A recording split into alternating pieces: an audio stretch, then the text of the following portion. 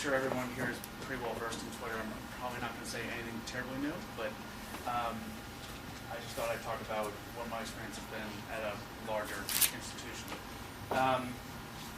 We just to start, we finally launched a Facebook page last March, and it grew, and we were happy with the growth of it. But we really found that because we were set up as a place and not a group,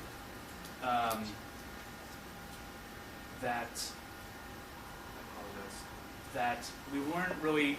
It wasn't really a great tool to really foster discussions and really have deep conversations with people back and forth. It was a place for us to put our information up and to talk about, put up our hours and exhibits and all that, but it wasn't a great place where a lot of people were commenting. So I started playing around with Twitter last March, and I, probably like everyone here, was worried that it would be another, time suck and information overload. But I started to realize that I actually got a lot of great information from it, and a lot of great news. So I started our Twitter account in November, and it's, I'm really happy with what it's offered us. One thing I wanted to do, MoMA has had the reputation of being, a big lumbering institution, another big white box, a big corporate sterile building, and I really wanted to open it up to everyone, to our audience, to the community, and Twitter has been just a great tool to do that. For one, as I said, it's been a direct line of contact. People tweeting to me and asking questions, or talking about exhibitions. It also has been a great way to get content out without depending on other media. And as the web starts moving more and more to the model of Twitter, it's been sort of great for us internally to start this process of creating content to put out sort of on the fly. I saw a quote this summer that I was really inspired by. It was in a book by Charles Ledbetter called We Think. And in the book, he talks about how the web is changing our world. It's creating a culture of participation and sharing of ideas and information. And he talks about how conversations have always taken place, but now they're taking place on the web. And when people converse, they share. So that really hit me. And the quote that really stood out for me was this quote that in the past you were what you owned, now you are what you share. And being at a place like MoMA with its amazing collection, but also with the staff, the history behind the institution, the stories and everything that's going on, I felt like that's absolutely right. Like, we have so much content to share, and this is a great vehicle to share it and get it out.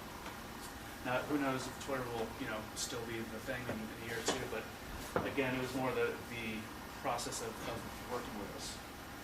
So one thing I've been trying to do is mine the museum and staff for content. One thing I want to start doing is sort of talking to, having a weekly sort of post about, overheard in the galleries by the guards, getting them involved. I'm sure the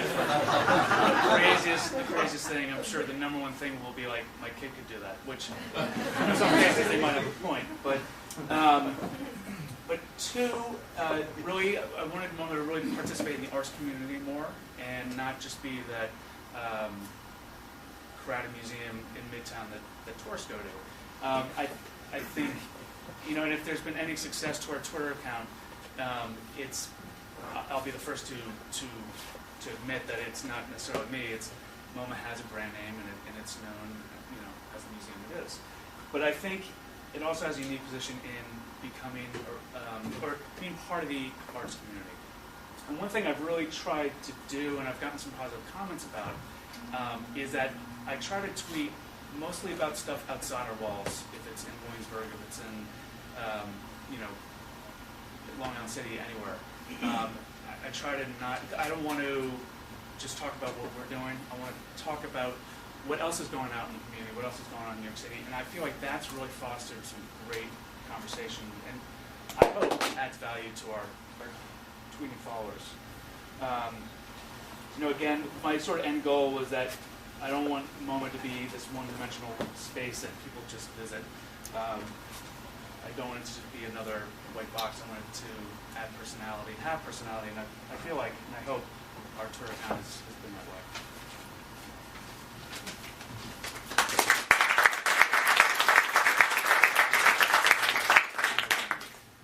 Everybody should follow the Museum of Modern Art on Twitter. Any questions? I saw your hand first. And then, well, I'm interested in how you get to the people. Does the institution, do your bosses monitor what you tweet, and do they care? We expect you to stay within certain guidelines. I should have mentioned that. I actually started this totally under the radar, and I've learned that if you're at a bigger institution where processes are important, it's better to experiment and apologize later. Exactly, and I heard that months before I started this, and it really rings true, because the last thing you want to do is get stuck down by everybody vetting what you do, and nothing will get done, especially at the speed that Twitter moves.